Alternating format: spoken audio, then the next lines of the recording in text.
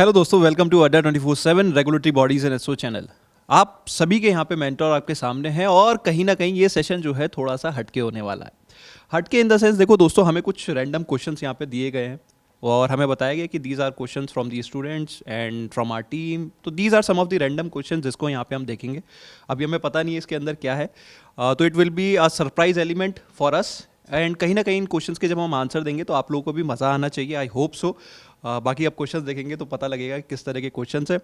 तो ये बहुत ही ज़्यादा इंटरेस्टिंग सेशन है दोस्तों, एंड तक बने रहना बहुत ज़्यादा ज़रूरी है क्योंकि 2024 हो रहा है एंड और वी आर एंटरिंग इनटू 2025। तो कहीं ना कहीं मे बी शायद वी आर एक्सपेक्टिंग कि शायद उन्हीं लाइन पे कुछ क्वेश्चंस हो, मे बी समथिंग डिफरेंट। तो कहीं ना कहीं प्लीज़ एंड तक बने रहना बहुत ज़्यादा ज़रूरी है। तो चलिए दोस्तों, स्टार्ट करने से पहले एक चीज़ रिक्वेस्ट करूंगा अपने साथी मेंटर से कि अगर वो कुछ यहाँ पे ऐड ऑन करना चाहें तो प्लीज़ मैम। सर वही कि एक नया साल की शुरुआत होने जा रही है और बहुत सारे आपको अगले साल में भी बहुत सारे मौके मिलेंगे अपने आप को वापस से अपनी जो ड्रीम जॉब से उनको सिलेक्शन उनको उसमें लेने के लिए, और साथ ही साथ और भी बहुत सारे पैशंस हैं जिनको आप एक्सप्लोर कर सकते हैं और अपनी जितनी जो इच्छाएं हैं उनको पूरा कर सकते हैं। तो I think with that very very happy new year. और जो क्वेश्चन है वो एक कुछ इंटरेस्टिंग आज होने वाला है, तो लेट्स गो हेड सर। दोस्तों देखो, हर साल ना जब नया साल शुरू होता है तो हम कई सारे अपने अपने आप से प्रोमिसेस करते हैं। तो कई बार तो कुछ कुछ प्रोमिसेस पूरे भी हो जाते हैं और कुछ अधूरे रह जाते हैं, ठीक है। और फिर जो अधूरे सपने होते हैं उनको फिर नए साल में फिर से पूरा करने की कोशिश करते हैं, ठीक है। तो आप लोग के भी कई सारे ड्रीम्स होंगे जो 2024 में बने होंगे शुरुआत में, और वो कहीं ना कहीं मतलब नहीं पूरे हो पाए होंगे। तो फिर अब नई शुरुआत, कल से वापस एक नया साल स्टार्ट होगा, तो फिर से आपकी कुछ ना कुछ प्लानिंग रहेगी। देखते हैं कि और हम लोग के पास जो क्वेश्चंस आए आप लोग के पास, आप में से कितने कितने आए हैं यहाँ पर, बेसिकली उनको हम डिस्कस करेंगे पूरी तरह से। जी बिल्कुल, ख्वाबों को मुकम्मल करने का वक्त आ चुका है, राइट। हम सभी आपके साथ चलने के लिए तैयार हैं, आप भी तैयार हैं। न्यू ईयर है, न्यू सेलिब्रेशन है और नए टारगेट्स हैं, नए गोल्स हैं जिसको हमें अचीव करना है। तो अंत तक बने रहेंगे चीज़ों को समझने के लिए कि क्या होने वाला, क्या अमेजिंग होने वाला आज के सेशन में, एंड बहुत हेल्पफुल होने वाला ये सेशन आप सभी के लिए। तो सर वीर सर स्टार्ट करें। सर स्टार्ट ही करते हैं। द थिंग इज़ कि देखो सर, हम जो है रेगुलेटरी एग्जाम्स में कुछ ना कुछ ये कहते हैं कि you need to learn how to tackle the unexpected. तो अब ये 4 पेपर, आई थिंक 4 ही है, ज़्यादा है मैम, हाँ 4 है। तो अब ये 4 पेपर में कुछ क्वेश्चंस हैं, तो लेट्स सी आपके मेंटोर कैसे अनएक्सपेक्टेड को टैकल करते हैं। तो बहुत इंटरेस्टिंग है, मज़ा आएगा दोस्तों। तो एक एक पेपर में हम डिवाइड कर लेते हैं मैम। सर एक एक उठा लीजिए। चलिए, तो क्वेश्चन हमारे सामने हैं। अरे चलिए कुछ क्वेश्चंस, पहले क्वेश्चन से स्टार्ट करते हैं। मैम आप स्टार्ट करना चाहेंगे? जी सर। Yes ma'am. तो मैं आपके साथ आपसे क्वेश्चन पूछूं सर, या मैं खुद डायरेक्टली एक क्वेश्चन लेके आंसर? ठीक है। तो एक क्वेश्चन यहाँ पे है जिसका मैं आंसर करना चाहूँगी। इनफैक्ट वो 2 क्वेश्चन को मिला के मैं एक आंसर इसको फ्रेम करूँगी। आपके करियर में 2024 का कौन सा पल सबसे ज़्यादा यादगार रहेगा और क्यों? ये एक क्वेश्चन है। और दूसरा है, ऐसा कौन सा एक मैसेज था जो आप 2024 में हर स्टूडेंट तक पहुंचाना चाहते थे लेकिन नहीं कर पाए? ये दोनों क्वेश्चन एक ही आंसर की तरफ जा रहे हैं। और ये दोनों क्वेश्चन का आंसर ये है कि सर एक स्टूडेंट थे, अपने पेड स्टूडेंट थे, एंड एग्ज़ाम से शायद 2 दिन पहले या 1 दिन पहले उन्होंने टेलीग्राम पे कनेक्ट किया, बहुत ज़्यादा नर्वस कि मैम हो नहीं पाएगा और ये मेरा लास्ट अटेम्प्ट है। और उनसे मैंने टेलीग्राम पे फ़ोन के थ्रू, बिकॉज उनके बहुत सारे मैसेजेस आ रहे थे और टाइम थोड़ा सा कम था, मैंने कहा सीधे आप कॉल लगा लो, कॉल पे एक बार बात कर लेते हैं। और कॉल पे बात किया एंड वो इतने नर्वस थे कि मैम शायद सिलेक्शन तो नहीं हो पाएगा और मेरा लास्ट अटेम्प्ट है, मैं क्या करूँ, कैसे करूँ। उनको काम डाउन करा कि ये स्ट्रैटेजी रखो। उनके जो मॉक एनालिसिस थे उनके मैंने स्क्रीनशॉट मंगवाए कि क्या क्या आपने किस मॉक में कितना परफॉर्म किया, क्या है कैसा है। एंड देन उसके कट ऑफ के एनालिसिस हमने किए कि इतनी कट ऑफ जाती है और इसमें आप इतना कर रहे हैं, बस कल काम एंड कंपोज्ड होकर आप अपना एग्ज़ाम देकर आइए। और सर सरप्राइजिंग ये था कि जब एग्ज़ाम का रिज़ल्ट आया तो उनका टेलीग्राम पे मैसेज आया कि मैम मेरा सिलेक्शन हो गया है। So that was one thing जहाँ से आई थिंक मैंने भी बहुत कुछ सीखा, ये कि हमें वो जो लास्ट मोमेंट पे आके हम कई बार घबरा कर गिव अप कर देते हैं ना, ये देखते हुए कि शायद अब ये मेरा लास्ट चांस है, लास्ट मौका है। आपको नहीं पता कि अगर आपकी प्रिपरेशन है, अगर आपने एक मेहनत करी है, आपने थ्रू आउट एक काम किया है, तो उसका रिज़ल्ट आपको 100% मिलता ही है। और अगर नहीं भी मिलता है तो मेहनत कभी ज़ाया नहीं जाती है। अगर आपने पढ़ाई की है, आपने कभी भी कुछ भी सीखा है, तो कभी भी वो ज़ाया नहीं जाएगा। It will be some day और the other day it will be fruitful. तो अपना काम करते रहिए और वही कि कर्म की कर्म करते रहो और फल की चिंता मत करो। आई थिंक यही उन स्टूडेंट के साथ हुआ जहाँ से मुझे भी एक बहुत अच्छी लर्निंग मिली। तो I think sir that will be my say. Over to you sir. Rahul sir. दोस्तों जैसे एक इसमें है कि हाँ देखिए, एक सबसे अच्छा है इसमें, मतलब जैसे हमने किया भी था कि 2024 में आपका कौन सा कदम आपके स्टूडेंट की सफलता के लिए सबसे फ़ायदेमंद साबित हुआ था। तो दोस्तों हमने ना 2024 में एक सीरीज़ स्टार्ट करी थी क्वांटोलॉजी करके, राइट। तो उसमें काफ़ी सारे जो बच्चे थे अलग अलग स्ट्रीम्स के, चाहे वो मतलब बैंकिंग की किसी प्रिपरेशन कर रहे हो या फिर रेगुलेटरी बॉडीज़ के एग्ज़ाम को प्रिपेयर कर रहे हो, मतलब उन सब के लिए वो हेल्पफुल साबित हुई थी। और एक हमने कदम उठाया था लास्ट मोमेंट पे, क्योंकि इसमें एक चीज़ और थी कि ऐसा कौन से बदलाव थे, है ना, जो आपने स्टूडेंट के खातिर ज़्यादा किए हैं। तो दोस्तों हमने एक स्टेप लिया था यार मैराथन्स का, तो जिसके अंदर हमने आरबीआई ग्रेड भी जो एस्पिरेंट है, तो वो मैराथन इतनी मतलब सही थी कि वो आरबीआई एस्पिरेंट के लिए भी काफ़ी ज़्यादा हेल्पफुल रही। और जो साथ साथ अदर मेंस की प्रिपरेशन करते हैं, जैसे आईबीपीएस क्लर्क वाले हो गए या फिर पीओ वाले बच्चे हो गए, वो जो मैराथन्स थी दोस्तों वो उनके लिए भी काम आई हैं।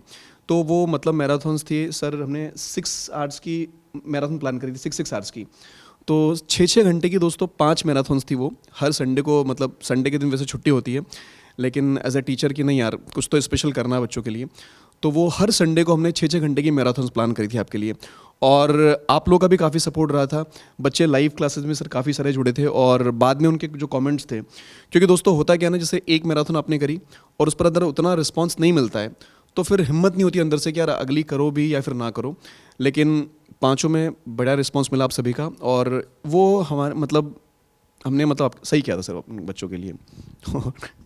ओके, चलिए सर, 2 क्वेश्चन एक साथ लेता हूँ रैंडमली। कौन सी नई तकनीक या टूल 2024 में आपने अपने टीचिंग में इस्तेमाल किया और वो कितना प्रभावी रहा? काफ़ी टिपिकल हिंदी इन्होंने यूज़ की हुई है। तो द थिंग इज़ कि देखो, हर टीचर का ना एक स्टाइल होता है, और मुझे ऐसा नहीं लगता कि मतलब कोई तकनीक या मतलब इट्स लाइक आपका जो टीचिंग का स्टाइल है वो आपका अपना होता है, और उसमें हाँ ठीक है आप टेक्नोलॉजी वगैरह इंटीग्रेट करते रहते हैं। तो मैं ये कहीं ना कहीं स्टूडेंट से जानना चाहूँगा कि आपका क्या ओपिनियन है, आपने मेरे स्टाइल में क्या चीज़ पसंद की और वो आप पे कितना इम्पैक्टफुल रही। तो प्लीज़ उसके बारे में कमेंट में आप लोग, क्योंकि यू आर अ बेटर जज, तो आप लोग बताएंगे तो ज़्यादा अच्छा है, ठीक है। बिकॉज अल्टीमेटली हमारे तो रिजल्ट आप ही लोग हैं, तो अगर आप लोग ये चीज़ बताएंगे तो ज़्यादा अच्छा रहेगा। हम खुद को जज करें तो that is not a good thing. फिर वो प्रिंसिपल ऑफ नेचुरल जस्टिस को हम वायलेट कर रहे हैं। तो मैं नेक्स्ट क्वेश्चन ले लेता हूँ। 2025 में आपका सबसे बड़ा फोकस किस एरिया में होगा, स्टूडेंट्स, टीचिंग या खुद के विकास पे? इसमें आई वुड से मेरा हमेशा से फोकस जो है वो कहीं ना कहीं स्टूडेंट्स पे ही रहा है, ठीक है। मैं ये नहीं कहता कि मैं यहाँ पे बेस्ट टीचर हूँ, इंडिया में बहुत नॉलेजेबल पर्सन हो सकते हैं, लेकिन अगर आप कहीं ना कहीं स्टूडेंट फोकस रहेंगे, कई बार ना आपके स्टूडेंट ही बस उनको सिर्फ एक ही चीज़ चाहिए होती है कि सर मैं किसी से बात कर पाऊँ। They do not need guidance, क्योंकि उनके पास नॉलेज भी होती है, सफिशिएंट होती है, बस उनको एक हैंड होल्डिंग वाला एक कोई सपोर्ट चाहिए होता है, नथिंग एल्स।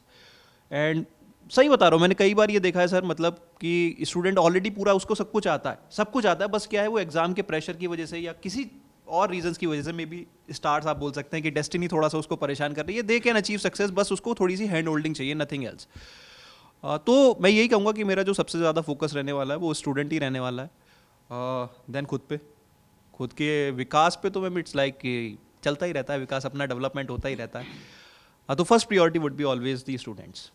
तो रोहित सर कुछ आपकी तरफ से? हाँ जी सर, थैंक यू सर। तो अभी जो क्वेश्चन यहाँ पे आ रहा है वो ये है कि 2024 में ऐसा कौन सा बड़ा फैसला था जो आपको लगा कि आप सही समय पर लिए हो? जिस सेगमेंट या ऑब्वियसली वो एक था, बिग डिसीजन था। उससे भी बड़ा डिसीजन ये था कि सर मैं जो सेगमेंट कैटर करता हूँ वो है एक लैंग्वेज, एंड लैंग्वेज को सीखने एंड समझने के लिए कोई स्पेसिफिक रूल नहीं है कि हम उस रूल के अकॉर्डिंग चीज़ों को लेकर जाएं। बट जो मुझे बात समझ आई कॉम्पिटिटिव एग्ज़ाम को देख कर कि कॉम्पिटिटिव एग्ज़ाम के अंदर जो एग्ज़ामिनर की डिमांड है वो ये है कि आप बेसिकली कितना अच्छे से कॉन्टेक्स्ट को अंडरस्टैंड कर पा रहे हो। तो मैंने एक चीज़ करी कि ऐसा करते हैं कि एक कम्युनिकेशन वाला पार्ट हो जाता है हमारा कि कम्युनिकेट हम कितना अच्छे से कर पा रहे हैं, दूसरा ये कि हमारी जो ग्रामेटिकल अंडरस्टैंडिंग है वो कितनी बेटर है, और उसको अपन जब तक हम क्वेश्चन का पोस्टमार्टम नहीं करेंगे, स्टेटमेंट का या सेंटेंस का पोस्टमार्टम नहीं करेंगे, हमें समझ नहीं आएगा। सो मैंने बच्चों के साथ मिलके वो स्टार्ट करा कि चलो पोस्टमार्टम करते हैं ऑफ द सेंटेंस, कि कहाँ पर सब्जेक्ट है, कहाँ पर वर्ब है, कहाँ पर ऑब्जेक्ट है, एंड कैसे वो सारी चीज़ें अलाइंड हो रही हैं। कब हम प्रेपोजिशन का यूज़ करेंगे, कब हम कनेक्टर्स का यूज़ करेंगे, क्योंकि ऐसे तो सभी को लगता है कि sir English is a very easy segment, है ना, कि ये आसान है और ये कर जाएंगे। लेकिन जब मैं पास्ट प्रीवियस ईयर्स के कट ऑफ देखता हूँ तो ये एक लोवेस्ट सेगमेंट वाला कट ऑफ कैरी करता है। सो मेरे को लगा कि नहीं, चीज़ें थोड़ी कहीं ना कहीं वर्स हो रही हैं। इसको रिदम में लाने के लिए अपने को प्रिपेयर इस तरीके से करना है, बच्चों के साथ करना है कि हम प्रैक्टिस उस तरीके से करें कि हर एक सेंटेंस समझ में आए। एंड देन मैंने उस पर काम भी करा और मुझे लगता है कि उसका हमने अच्छा रिस्पांस भी देखा बच्चों के बीच में, कि नहीं उनको भी मज़ा आया और वो चीज़ें बिल्कुल डिफरेंट तरीके से लेकर गए। And still we are working on it, और 2025 के अंदर भी ये चीज़ हम कंटिन्यू करने वाले हैं कि सेंटेंस का पोस्टमार्टम ही होगा, राइट, जिससे हम अपने मार्क्स को मैक्सिमाइज कर पाएँ। एंड ऑफ कोर्स एक चीज़ और ऐड ऑन करूँगा कि इस जो ईयर जो 2025 का है उसके अंदर मेरा जो रिजोल्यूशन है, कहते हैं कि जो मैं खुद से एक प्रॉमिस कर रहा हूँ कि इंग्लिश सेगमेंट को सबसे ज़्यादा मैक्सिमाइजिंग, कहते हैं मैक्सिमाइज स्कोर बनाना है, कि हाँ हमारा जो पेपर है, चाहे वो weather it is RBI, NABARD, कोई भी XYZ पेपर है, सबसे ज़्यादा मतलब स्कोरिंग सेगमेंट लेकर जाना है इसको। तो we are working on it with my students and family and all that. ठीक है, या सर यहाँ पे मैं एक क्वेश्चन ऐड करना चाहूँगा अपनी तरफ से, एक रैंडम क्वेश्चन है मेरे पास, क्योंकि ये क्वेरी बहुत ज़्यादा आ रही है इस वजह से, क्योंकि there are few students who are from the Hindi background, कहीं ना कहीं वो रिलेट करना चाहेंगे इस इशू से, और वो रेगुलेटरी एग्ज़ाम्स की जब प्रिपरेशन करते हैं तो वो कहते हैं कि सर मैं पेपर हिंदी में दे सकता हूँ, बाइलिंगुअल रहता है, तो क्या आप सजेस्ट करेंगे? टेक्निकल एस्पेक्ट्स पे तो मैं यही बोलूँगा, देखिए हिंदी की बहुत ज़्यादा स्टडी मटेरियल नहीं होता, लेकिन वो इंग्लिश के पर्सपेक्टिव से कैसे कोप अप कर सकते हैं इस फियर को कि यार मैं हिंदी बैकग्राउंड से हूँ और मैं इंग्लिश, क्योंकि पेपर तो अल्टीमेटली इंग्लिश सेक्शन देना ही है और वो चाहे फेज़ 2 में डिस्क्रिप्टिव हो वो भी देना ही है। तो 2025 के लिए स्टूडेंट्स के लिए आप क्या सजेस्ट करेंगे कि इस क्वेश्चन को कैसे टैकल करेंगे और आप उसमें कैसे कंट्रीब्यूट करना चाह रहे हैं वो चीज़? थैंक यू सर, ये क्वेश्चन बड़ा ही जेन्युइन है और यहाँ पर भी मैं देख पा रहा हूँ कि वो चीज़ थी, जेन्युइन क्वेश्चन है सर, पहले तो उसके लिए थैंक यू। ये एक बड़ी प्रॉब्लम है जो हिंदी मीडियम वाले बच्चे हैं, हिंदी बैकग्राउंड वाले बच्चे हैं, कि कैसे हम टैकल करें। मैं दोबारा से वो चीज़ ऐड ऑन करूँगा कि communication is the another part. ठीक है, आप कम्युनिकेट नहीं कर पा रहे हो वो ठीक है, बट आप कॉन्सेप्ट को नहीं समझ पा रहे हो, सेंटेंस के कंटेक्स्ट को नहीं समझ पा रहे हो, वो एक बड़ी प्रॉब्लम है। एंड वो तभी समझ आएगी जब आपके पास बेसिक अंडरस्टैंडिंग होगी, राइट। और बेसिक अंडरस्टैंडिंग का मतलब बेसिक पार्ट्स ऑफ स्पीच जो हमने अपने बचपन में पढ़ा है, वो चीज़ हमें समझ आनी चाहिए। उनका यूज़ क्या है, हर एक वर्ड का यूज़ क्या है सेंटेंस के अंदर, वो समझ आना चाहिए। जो फेज़ 1 होता है किसी भी एग्ज़ाम का, वो आपका ग्रामेटिकल एस्पेक्ट ही टेस्ट करने के लिए लिया जाता है। फेज़ 2 में हम डिस्क्रिप्टिव की बात करते हैं, जहाँ पर हमें राइटिंग की प्रैक्टिस करनी होती है, एंड वो आ जाता है धीरे धीरे। वो एक ग्रेजुअल प्रोसेस है सर, वन डे का खेल नहीं है। क्योंकि अगर हम हिंदी बैकग्राउंड से भी, अगर हमने स्टेट बोर्ड से पढ़ाई करी है तो भी हमने ऐसे राइट डाउन करा है अपने एकेडमिक में 10th या 12th में। सो वो एक बड़ा मतलब वो एक बड़ी प्रॉब्लम नहीं है। वहाँ पर आपका कंटेंट कितना अच्छा है वो मैटर करता है, और कंटेंट ऑब्वियसली अगर आपने फिनेंस, ESI और बाकी जो भी आपकी इकोनॉमी वाले सेगमेंट होते हैं, वहाँ से अपने कंटेंट प्रिपेयर कर ले जाते हो। उसको राइट डाउन कैसे करना होता है वो अपन अब साथ में बैठ कर डिस्कस करते हैं। बट उससे पहले जो हमारा बेसिक है, जिसकी बात मैं बार बार कहता हूँ कि सेंटेंस को समझो। अगर सेंटेंस समझ आएगा तो सब कुछ समझ आएगा। वहाँ पर आपकी कम्युनिकेशन नहीं टेस्ट की जा रही है, पहले आपकी अंडरस्टैंडिंग टेस्ट की जा रही है अबाउट पार्ट्स ऑफ स्पीच। और इसके लिए अपन डेली सेशन करते हैं, तो वहाँ पर तो आप आ ही सकते हो, आराम से देख सकते हो। एंड एक सबसे बड़ा मेजर रोल जो प्ले कर रहा है सर आज के एग्ज़ाम में, हम लास्ट ईयर से आपने भी ये चीज़ ऑब्जर्व करी होगी कि रीडिंग कॉम्प्रिहेंशन वाला वेटेज बढ़ते जा रहा है, चाहे वो कोई भी हम पेपर देख लें। सो रीडिंग कॉम्प्रिहेंशन के लिए भी हमारा सेशन आ रहा है, एडिटोरियल डिकोडर करके, मैं बेसिकली प्रमोट ही कर रहा हूँ। सो 4 PM to 5 PM पे यस, वहाँ पे हम इतने इजी लैंग्वेज में लेकर जाते हैं, मतलब इतनी लूसिडली हम चीज़ों को क्लियर कर रहे होते हैं कि बच्चे को कहीं से भी प्रॉब्लम नहीं आने वाली है कि नहीं सर मैं हिंदी बैकग्राउंड से हूँ तो मुझे चीज़ें समझ नहीं आ रही, ऐसा कुछ भी नहीं लगने वाला है। सो आप साथ में मिलकर करो, क्योंकि still we have 4 to 5 months। I think exam में अभी भी अपने पास है 4 to 5 months, हम कर सकते हैं। मैं बोलता हूँ कि 70 days इज़ इनफ, कि अगर आपके लिए 70 days आपको लगता है कि है, सो इंग्लिश आपको बिल्कुल प्रॉपर तरीके से प्रिपेयर हो जाएगी। सर आपने जब इंग्लिश की बात करी ली है तो बिना क्वांट और रीजनिंग की बात की है, एक डिस्कशन कंप्लीट नहीं हो सकता because phase 1 is all about QRE, ठीक है, करंट अफेयर का रोल रहता है, लेकिन इट्स लाइक पिछले 5, मतलब इट्स लाइक आपको कुछ रीड करना है और बस याद रखना है, but these subjects quant and reasoning they require efforts. तो 2024 में तो एक चीज़ तो अच्छी रही थी कि बहुत सारे स्टूडेंट्स के फीडबैक थे कि जैसे सर ने मैम ने जो मैराथन्स कराए थे ऑलमोस्ट या तो similar kind of questions value बदल के आ गए हैं या मतलब उन चीज़ों की प्रैक्टिस कराई गई थी। तो 2025 के लिए क्रिस्प मैनर में सर और मैम दोनों अपने सेक्शंस के रिगार्डिंग आप लोग क्या सजेशंस, और if you want to promote anything that is also allowed. ये सर ट्रैक से फिर अलग हो जाएगा सही।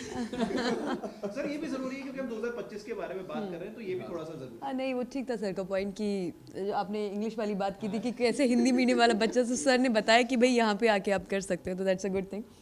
सर रीजनिंग 2025 में अब बहुत सारे आपके पास आएंगे ऑप्शंस अगेन कि कौन कौन से एग्जाम्स है, पूरे साल आपके पास पड़ा हुआ है और एलिजिबिलिटी क्राइटेरिया अगर आप फुलफिल करते हैं तो there will be immense opportunities जिनको आप अवील करेंगे। अभी रीजनिंग एक सब्जेक्ट जिसको ओवरऑल अगर देखा जाए प्रिपेयर कैसे करना है, तो I think a subject of practice.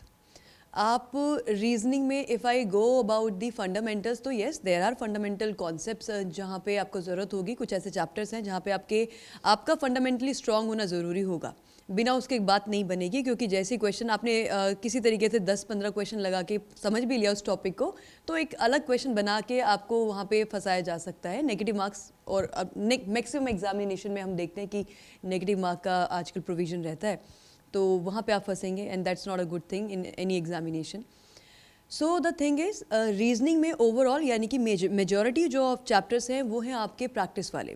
Majority में मैं बात कर रही हूँ पजल्स की सीटिंग की, एंड मशीन इनपुट आउटपुट है, देन देर आर स्लॉक्स, वो फंडामेंटली स्ट्रॉन्ग होना चाहिए।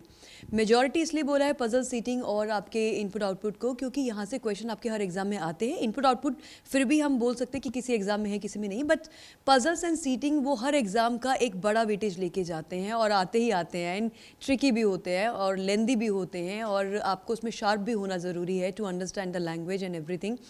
सो वहाँ पे आपके जो लैंग्वेज स्किल्स होते हैं, that how well you are reading a statement, और उससे आप कैसे उसको इंटरप्रेट कर रहे हैं, समझ क्या रहे हैं, तो आपके समझने के स्किल्स, आप क्वेश्चन को ट्रिकी वे से सॉल्व कर ले जा रहे हैं कि आपको पता है कि what are the dots to be connected, कहाँ से स्टार्ट करना है, कहाँ पे जाना है। अदरवाइज क्वेश्चन हो जाता है, ऐसा नहीं कि पजल्स नहीं बनती, बन जाती, but it is all only about the timing, आप कितने टाइम में बना पाएंगे। So there you are required to practise a lot, बहुत प्रैक्टिस कीजिए। और इन एरियाज़ के लिए ना आपको ऐसा नहीं कि कोई आपको आके गाइड करेगा आप तभी प्रैक्टिस कर पाएंगे। अगर घर में भी बैठे आप कोई भी एक बुक उठाइए, आप कोई भी प्रीवियस ईयर क्वेश्चन पेपर उठाइए, यू जस्ट स्टार्ट प्रैक्टिसिंग। इनमें आप अपने आप को इतना बेहतर कर ले कि आपको पजल्स को देख के घबराहट ना हो, आपको पजल्स पढ़ के आपको लगे कि हाँ this is that kind of puzzle, ये वाला टाइप का स्ट्रक्चर है, क्योंकि कहीं ना कहीं रिपीटिशन हम देखते हैं पजल्स में भी, राइट तो आप जब प्रैक्टिस कर लोगे ना, मतलब मैं तो आपको ये बोलना चाहूँगी कि हर चैप्टर के अगर आप 50+ क्वेश्चन भी प्रैक्टिस करते हैं, और आपके पास इमेंस टाइम है, अभी तो शुरुआत होने जा रही है कल से, तो आपके पास बहुत समय होगा अपने आप को बेहतर करने का।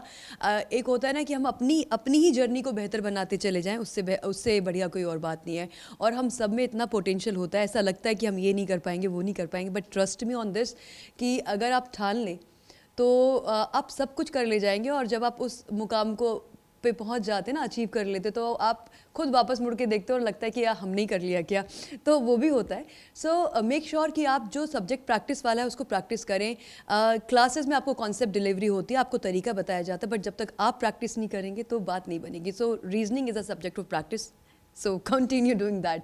Sir over to you. Thank you ma'am. दोस्तों देखो, जैसे जितने भी सब्जेक्ट्स हैं उन सब में ना कहीं इंग्लिश का बहुत बड़ा रोल होता है, क्योंकि रीडिंग इज़ वेरी इंपॉर्टेंट। क्योंकि जब तक आपको एक बार में अगर क्वेश्चन को रीड करके समझ में अगर आ गया तो आपका काफ़ी ज़्यादा टाइम सेव हो जाता है। तो इंग्लिश को बिल्कुल भी हल्के में बिल्कुल ना लें आप लोग, है ना, क्योंकि वो बहुत ज़्यादा हेल्प करती है। क्वांट के अंदर हेल्प करेगी आपकी क्वेश्चन की रीडिंग के टाइम पे, रीजनिंग के अंदर आपकी हेल्प करेगी, क्योंकि वहाँ पर पजल्स और सिटिंग अरेंजमेंट को आपको पढ़ना है, तो एक बार में समझ में जाना चाहिए कि क्या बोल रहा है ना। तो इसलिए उस पर तो काम करना ही करना है। और जैसा मैम ने कहा कि यार करो आप लोग, मतलब सेल्फ डाउट, एक होती है सेल्फ डाउट वाली कंडीशन, तो वो दोस्तों आपको नहीं करना चाहिए कभी भी। एक बात हमेशा ध्यान रखना, 2024 में आपने जो भी किया हो, 2025 में अपने आप से एक चीज़ ज़रूर प्रॉमिस कर लेना। सबसे पहले ये कि कभी भी मैं अपने आप को गलत नहीं बोलूँगा, सबसे पहली चीज़, ठीक है, कि मैं अपने आप के बारे में कुछ भी नेगेटिव चीज़ नहीं बोलूँगा। सबसे पहले तो डिसाइड कर लेना दोस्तों, क्योंकि आप लोग ने अगर डिसाइड कर लेना, मतलब सोच लेना, कहीं पर भी सोच लिया, एक छोटी सी चीज़ भी अगर दिमाग में जाती है कि मेरे से यार ये हो नहीं पाएगा, तो वो फिर ना नेगेटिविटी पनपने लगती है। फिर आप लोग नेगेटिविटी को अपने अंदर हावी होने ही ना दो किसी तरह से। तो ये आप लोग पहले प्लान कर लेना या फिर लिख लेना कहीं से, कहीं भी बड़ा सा, कि मैं अपने आप को गलत नहीं बोलूँगा, I am the best, right. Shahrukh Khan का बेस्ट डायलॉग है ये कि आई एम द बेस्ट, और वो बस आई एम द बेस्ट करते चले जाते हैं, और वो अपने आप को यही बोलते हैं कि आई एम द बेस्ट, बाकी जो कर रहे हैं करने तो, मेरे से कोई फ़र्क नहीं पड़ना है।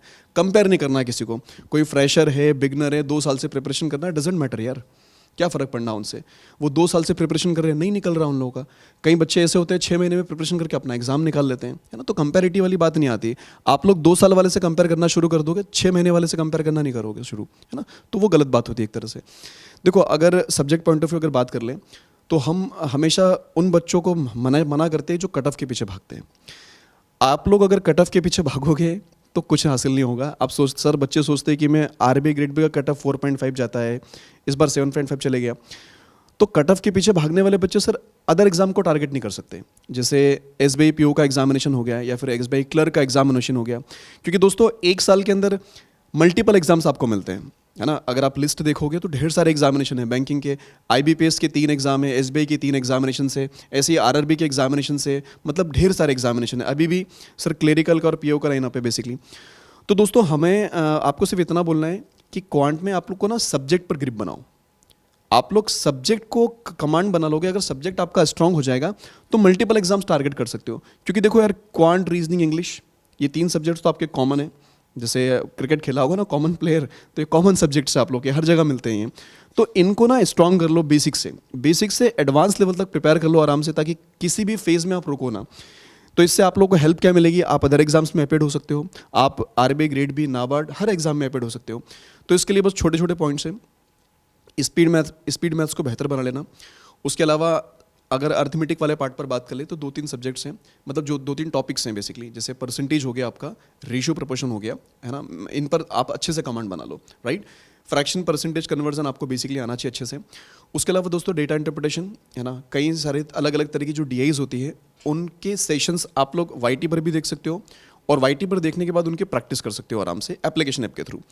उसके बाद अगर आपको लग रहा है कि यार मुझे और भी कुछ चीज़ें चाहिए, और भी डेप्थ तक जाना है, तो फिर आप किसी ना किसी क्लासेस के थ्रू जो उनको कर सकते हो, वहाँ से आप कंटिन्यू कर सकते हो। अदरवाइज तो यूट्यूब पर भी ढेर सारा कंटेंट आपको मिल जाएगा, ठीक है। सब्जेक्ट के लिए और भी कभी बात करेंगे फिर हम लोग। वीर सर क्वेश्चन पर आए। हाँ सर, बच्चों सर का ना एक सेशन था सर डिस्क्रिप्टिव राइटिंग का, है ना। सर ने एक शुरुआत करी थी डिस्क्रिप्टिव राइटिंग को लेकर, क्योंकि काफ़ी सारे बच्चों का फियर बना हुआ था, क्योंकि डिस्क्रिप्टिव राइटिंग इंग्लिश में तो आता ही आता है, फाइनेंस एंड मैनेजमेंट के अंदर भी आता है, और आपका इकोनॉमिक्स एंड सोशल इशूज़ के अंदर भी आता है। तो बच्चों का फियर सर उस सेशन ने काफ़ी ज़्यादा कम किया था 2024 में। तो 2025 में भी कुछ प्लानिंग है आपकी इस तरह की? सर प्लानिंग तो डेफिनेटली है कि अब जनवरी से हम उस सेशन को स्टार्ट करेंगे। अभी डेट अनाउंस नहीं कर रहे, we will be starting that again. And क्या होता है सर कि मार्केट में ना बच्चों को मिसगाइड करने के लिए बहुत सारे ऑप्शंस रहते हैं कि भाई पॉकेट में डालो पैसा एंड जस्ट मतलब डराने के लिए। तो इतना बड़ा फियर बना दिया डिस्क्रिप्टिव राइटिंग को कि पता नहीं यार बच्चा अगर ये नहीं कर पाया तो मतलब होगा ही नहीं, ऐसे नहीं, अगर आपने कोर्स नहीं लिया तो इट्स लाइक तो वो फियर मैंने कहीं ना कहीं कोशिश की, क्योंकि देखिए अड्डा is all about affordability and quality. तो हम सभी का कहीं ना कहीं एक अब जैसे मैं अभी बता रहे था बच्चों को फीडबैक कि जैसे क्वांट्स के हमारे मैराथन सेशंस में सेम क्वेश्चंस मिले, रीजनिंग के सेम क्वेश्चंस मिले, और इवन हमारे जो करंट अफेयर के जो मैराथन सेशंस थे आप देखो as it is same questions वहाँ पे देखने को मिले। तो इट्स लाइक वो फियर ज़बरदस्ती क्रिएट किया जाता है। अगर आप फियर डरेंगे नहीं तो फिर आपके कोर्स में कोई एनरोल क्यों करेगा। तो वो कहीं ना कहीं हमारी ये टेंडेंसी तो रहती है कि देखो हैंड होल्डिंग तो करना ज़रूरी है, बच्चे की कई बार ज़रूरत पड़ती है बच्चे को जब वो जीरो से स्टार्ट करता है, बट डराने की ज़रूरत नहीं है उसे। आप सिंपल हैंड होल्डिंग कर दोगे। There are few students, few नहीं मतलब there are some of the student जो अभी हम जिनको हम फ्री में गाइड कर रहे हैं, तो ऐसा भी हम करते हैं। तो मतलब क्या होता है कि सर वो डरा दिया जाता है। तो इट्स लाइक आप सिंपली एक स्लो मैनर में, एक स्लो एंड स्टडी मैनर में आप जो है अपने सिलेबस की तैयारी कर सकते हैं और हर सब्जेक्ट में आप एक्सेल कर सकते हैं। हमारे चैनल को आप सब्सक्राइब करके रखो और आपको वहाँ पे बहुत सारा कंटेंट फॉर फ्री ही मिल जाता है जो आपकी प्रिपरेशन के लिए बहुत ज़्यादा इंपॉर्टेंट है। मतलब सर बेसिकली अगर बोला जाए तो चीज़ें उतनी ज़्यादा मुश्किल होती नहीं है जितना लोग उनको दिखा देते हैं। बिल्कुल सर, बिल्कुल। अगर हम देखें कि जैसे सपोज आपका आरबीआई का, जैसे सपोज करंट अफेयर के बारे में बात कर लेते हैं, तो करंट अफेयर को इतना कॉम्प्लिकेटेड मैनर में प्रेजेंट किया जाता है कि बच्चे के हाथ पैर ही फूल जाते हैं। सर इतना सब कुछ करना है, 6 महीने, 8 महीने, 10 महीने, और अल्टीमेट रियलिटी इज बच्चा 4 महीने से ज़्यादा कर भी नहीं सकता। Practically it's not possible. वो 6 महीने का रीड कर सकता है, रिटेन नहीं कर पाएगा। आप और मैं भी कहीं ना कहीं एक एस्पिरेंट के तौर पर रहे हैं, और वी नो कि हम कैसे करते थे। वी नो कि यार 3 महीने का तो याद हो जाएगा, 3 महीने के बाद वो याद नहीं रहता। क्योंकि अगर आप सपोज कोई मैगजीन भी उठा के देखो, 300-400 पेज की एक मैगजीन, 1200 पेज एक मिनिमम टाइम फ्रेम में याद रखना, उसको रिटेन कर पाना, बच्चों की प्रॉब्लम यही रहती है। और वो क्या होते हैं, आधे बच्चे इसलिए गड़बड़ कर देते हैं क्योंकि उनके अंदर वो फियर है कि यार ये नहीं किया तो ये छूट जाएगा, ये नहीं किया तो ये फिर छूट जाएगा। और यही कहीं ना कहीं फियर बच्चे की प्रिपरेशन को खराब करता है। आप एक सोर्स उठाइए, उसको अच्छे से फॉलो कीजिए। एक सिंपल सी कोट है सर, बड़ी पुरानी कोट है, doing a single source 1000 times is way better than doing 1000 source single time. तो वो इस चीज़ को अपने प्रिपरेशन में लेके आइए, एंड डेफिनेटली आप कुछ बड़ा अचीव करेंगे, डेफिनेटली। तो सर एक क्वेश्चन है, वापस से आ जाते हैं। आई थिंक टाइम हमारा ओवर होने वाला है, तो जल्दी से कुछ क्वेश्चन लेके रैप अप करते हैं। 2024 में आपने ऐसा कौन सा अनुभव लिया जो आपको 2025 में बेहतर टीचर बनने में मदद करेगा? तो एज ए टीम ये कहीं ना कहीं हम आंसर भी करना चाहेंगे, लेकिन द थिंग इज मैं इसको टीचर के ज़्यादा एक स्टूडेंट के पर्सपेक्टिव से डिस्कशन करना चाहूँगा। और थिंग इज़ बहुत सारे मैसेज आते हैं, सर मेरा 0.5 मार्क्स से रह गया, 1.5 साल मैंने प्रिपरेशन में लगाया, 1 साल मैंने प्रिपरेशन लगाया, 6 महीने में प्रिपरेशन में था, डेडिकेटेड प्रिपरेशन थी, जॉब के साथ मैनेज कर रहा था। The thing is, I have seen the students, मैं देखो किसी को डीमोरलाइज नहीं कर रहा, I have seen the students. अभी मैं अपने साथी मेंटोर्स का भी यहाँ पे मतलब फीडबैक लूँगा। देयर आर फ्यू स्टूडेंट्स जो सिर्फ मेहनत करना जानते हैं, एंड दे नो कि यार वो कर जाएंगे। मतलब सर मेरे पास कई बार ये मैसेज आया, सर प्री तो हो गया, मतलब आरबीआई के प्री देके जब हुआ है, सर प्री तो हो गया, अब आप मेंस की बात करो, मेंस तो सर हो गया, आप इंटरव्यू की बात करो। And they have cracked it. सिर्फ बात ही नहीं की, they have cracked it, they are into the interview stage right now. Confidence बोलता है। अभी सर ने एक बहुत अच्छी बात बोली थी कि यार अपने को डाउट नहीं करना, सेल्फ डाउट नहीं करना। तो वो रियलिटी है यार। देखो अपनी मेहनत, देखो ओवर कॉन्फिडेंस भी नहीं लाना है, टेंशन थोड़ी सी होनी चाहिए, लेकिन उस टेंशन में हमें बिखर नहीं जाना है, ठीक है। द थिंग इज कि सेल्फ डाउट, अगर आप ही सेल्फ डाउट करोगे तो आपके 4 रिश्तेदार क्या करेंगे? उनकी भी तो एक जॉब है ना यार, प्लीज़ उनसे उनकी जॉब मत छीनो। वो उनका काम है कि आपके ऊपर थोड़ा सा सार्काज्म मारना, कमेंट मारना, तो वो प्लीज़ उनको करने दो। आप अपने आप पे सेल्फ डाउट मत करो, आप अपनी प्रिपरेशन पे ध्यान दो, जी जान से मेहनत करो, और वही कहीं ना कहीं आपको 2025 में एक बदलाव लाने की ज़रूरत है, ठीक है। कई बार हमारे ऊपर भी हो जाता है कि सर जैसे हमने एक्सपेक्ट किया कि हमारे इतने रिजल्ट्स आएंगे, वी विल लाइक, हमारे ऊपर भी एक प्रेशर रहता है। लास्ट ईयर, क्योंकि इस बार आरबीआई में वैकेंसी कम है, let's see, we are keeping a finger crossed कि last year it was around 25-30% हमारे जो रिजल्ट्स थे टोटल में से, तो we are expecting the same. लेकिन बाई चांस अगर कम हुए तो क्या, बाई चांस कम हुए तो द थिंग इज कि ये प्रेशर जो है वो रहता है, टीचर के ऊपर भी रहता है, स्टूडेंट की। लेकिन हम क्या है, हम अपने आप को उस दबाव में नहीं आने दे सकते क्योंकि हमारे ऊपर बहुत सारे स्टूडेंट्स हैं। उसी तरह आप वो प्रेशर अपने आप पे नहीं आने दे सकते क्योंकि आपकी खुद से बहुत सारी एक्सपेक्टेशंस हैं, ठीक है। तो बाकी मैम एंड सर आप कुछ ऐड करना चाहिए? बिल्कुल सर, छोटी सी बात बस। देखो दोस्तों, जैसा सर ने कहा है कि प्रेशर नहीं आने देना खुद के ऊपर, है ना। देखो सिचुएशन कुछ भी हो, आप कितने भी मतलब मोटिवेशन वाले वीडियो देख लो, ये देख लो, वो देख लो, आपकी सिचुएशन आपको पता रहती है ना। और आपको पता है कि मुझे किस तरह से हैंडल करना है। तो उसके लिए ना बार बार ना एक चीज़ होती है सर कि अपनी कमियां नहीं बताना चाहिए दूसरों को। आप अगर अपनी कमियां दूसरों को बताने लगोगे ना तो दूसरा उसी को पॉइंट आउट कर लेगा और उसी पे फिर आपको बात करना शुरू कर देगा। चाहे वो आपका दोस्त हो या फिर कोई भी हो, वो उसी को छेड़ेगा बार बार। क्योंकि एक इंसान की ना आदत होती है ना, सामने वाले की जो कमज़ोर कड़ी रहती है ना उसी को छेड़ता है वो, कुछ भी बात हो, कुछ किसी भी बात कर लो। तो अपनी चीज़ें ना, जो अपनी मतलब जो भी परेशानी रहती है, ज़्यादा बताना नहीं चाहिए किसी को यार, क्योंकि सामने वाला कुछ नहीं करेगा, सिंपैथी देगा, इससे ज़्यादा कुछ नहीं करना आप ही को है। और देखो सिंपल सा रूल है, अगर एग्ज़ाम क्रैक करना है, इतना बड़ा सपना देखा है, या तो सपने बड़े देखो मत, अगर खुद के अंदर उसको पाने की हिम्मत नहीं है, या देखो मतलब अगर देखा है तो फिर आपको पता है कि यार इतना बड़ा सपना मैंने देखा तो एफर्ट्स तो मेरे को मारने पड़ेंगे, मेहनत तो उस अकॉर्डिंग मेरे को करनी पड़ेगी। तो सिंपल सा रूल है दोस्त, पढ़ना पड़ेगा, है ना। इसका कोई सॉल्यूशन नहीं है कि मैं शॉर्टकट से निकल जाऊँ, ये कर लूँ, वो कर लूँ, कुछ नहीं है। सब घुमा फिरा के बातें ना ऐसी टेढ़ी मेढ़ी कर कुरा के उसी पॉइंट पर आएंगे कि बेटा पढ़ना पड़ेगा आपको, ठीक है। तो सिंपल से पढ़ाई करो।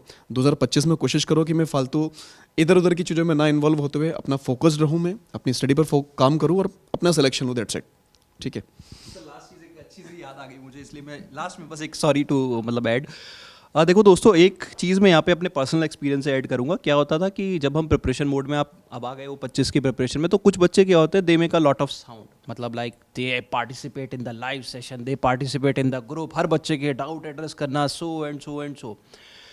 अब क्या होता है, उससे क्या होता है, मतलब सर आप सुपरस्टिशियस बात कह लो या कुछ कह लो, देयर वर फ्यू स्टूडेंट्स जिनसे मुझे बहुत ज़्यादा एक्सपेक्टेशन थी, but ultimately they did not get that result जो उनसे था एक्सपेक्टेड, क्योंकि उनकी नॉलेज बहुत अच्छी लेवल की थी, मे बी एग्जाम का प्रेशर वो हैंडल नहीं कर पाए, या आप कह सकते हैं, वो कहते हैं ना कि एक हमारे नॉर्थ साइड में कहते हैं कि नज़र लग गई।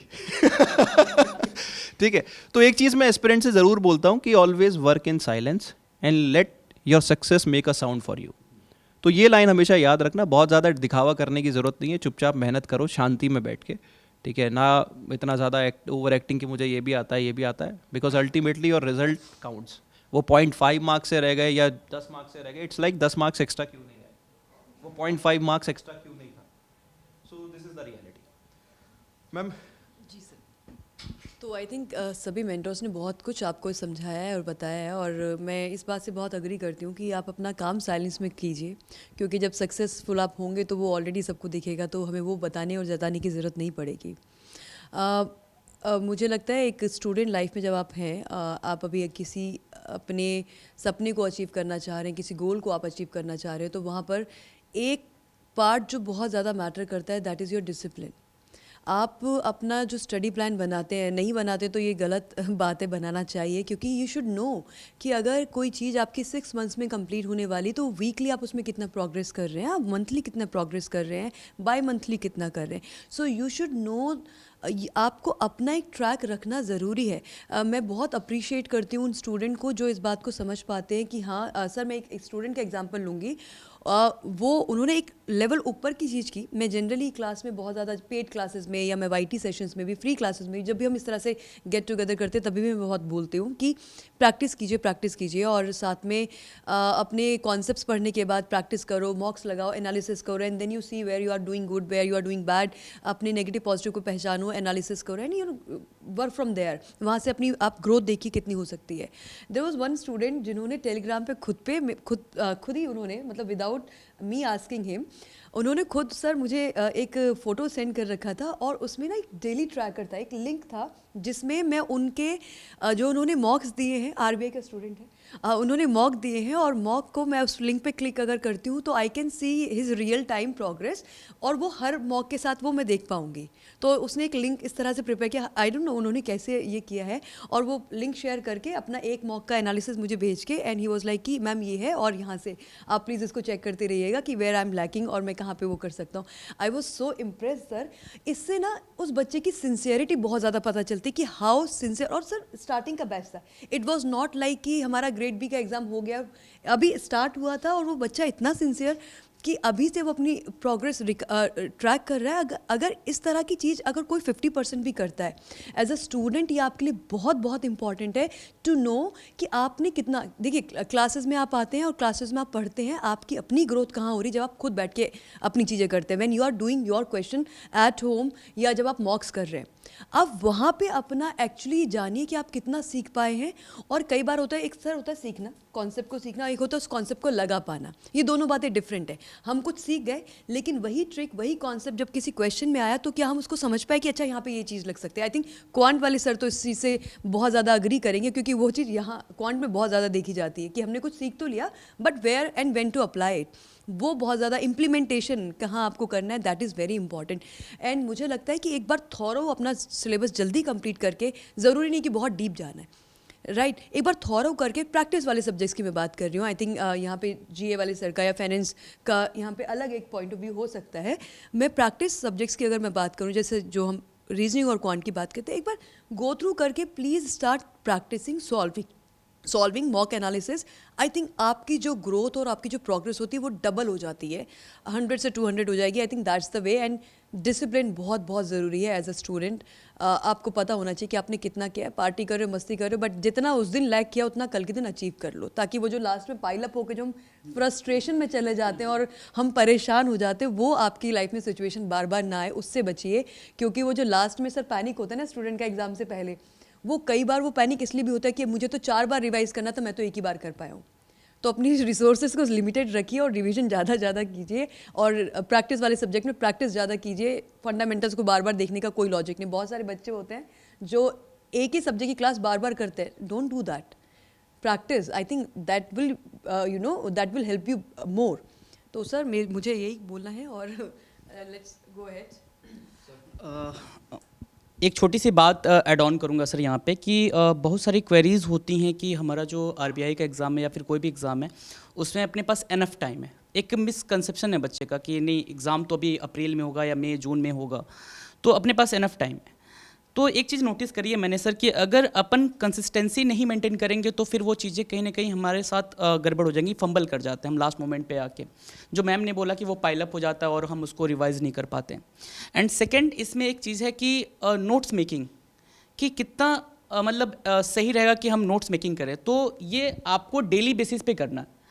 आपकी नोट्स मेकिंग डेली बेसिस पर होनी चाहिए, whether it is quant, reasoning, GA, कोई भी आप सेगमेंट की बात कर लो। एंड कंसिस्टेंसी कि ऐसा नहीं कि आफ्टर 1 वीक फिर आ रहे हो, फिर नया एक स्टडी प्लान प्रिपेयर कर रहे हो, फिर वापस से करेंगे, फिर आफ्टर 1 वीक गायब हो जा रहे हो, फिर मतलब वो एक काइंड ऑफ साइकिल हो गई सर जिससे अपन निकल नहीं पा रहे हैं।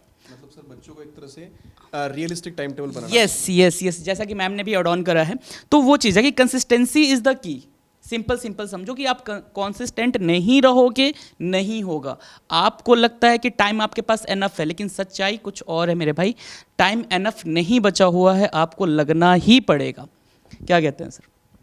सर बस I think it's time to wrap up. बस एक लास्ट क्वेश्चन नहीं, इट्स लाइक क्वेश्चन तो है, बस उसको अपना थोड़ा सा मॉडिफाई करके ख़त्म करने की कोशिश करते हैं, बिकॉज टाइम का इशारा हमें मिल गया, हमारी टीम ने इशारा कर दिया है कि it's time to wrap up. तो द थिंग इज 2025 में आपका सबसे बड़ा संकल्प क्या है जिसे आप हर हाल में पूरा करेंगे? द थिंग इज दोस्तों, हर कोई टीचर के पर्सपेक्टिव से, आई थिंक बाकी मेंटर्स क्या कहते हैं उस पर हम देखेंगे। हमारा एक ये देखिए, सक्सेस तो कहीं ना कहीं हमारी जज होती है हमारे रिजल्ट से, बट जो अगर मैं यहाँ पे एक चीज़ ऐड करना चाहूँगा दोस्तों, जो आप सीखते हो ना, कोई भी नॉलेज अगर आप लेते हो तो वो कभी वेस्ट नहीं होती है। ट्रस्ट मी, वो कभी ना कभी आपके काम ज़रूर आती है। तो द थिंग इज़ कि ठीक है, वो कहते हैं ना रणछोड़ दास वाली मूवी जो थी उसमें था कि बेटा काबिल बनो, ठीक है।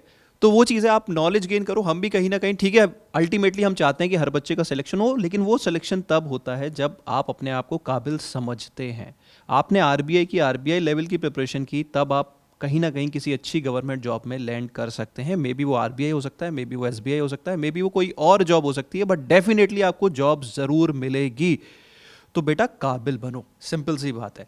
तो इसी संकल्प के साथ कहीं ना कहीं I think we should wrap up. Sir, ma'am कुछ ऐड करना चाहें? एनीथिंग? सो दोस्तों, सी यू इन 2025। काफ़ी कुछ नया लेके आने वाले हैं हम अपने चैनल पे, तो चैनल को सब्सक्राइब कर लो। आपकी प्रिपरेशन को और भी नया बूस्ट देने कुछ नए नए इनिशिएटिव्स लेके हम वापस से स्टार्ट करेंगे जनवरी में। So see you then, wish you all a very happy new year. Ma'am, sir. So दोस्तों, happy new year to all. आप सभी को हम पूरी टीम की तरफ से a very happy new year.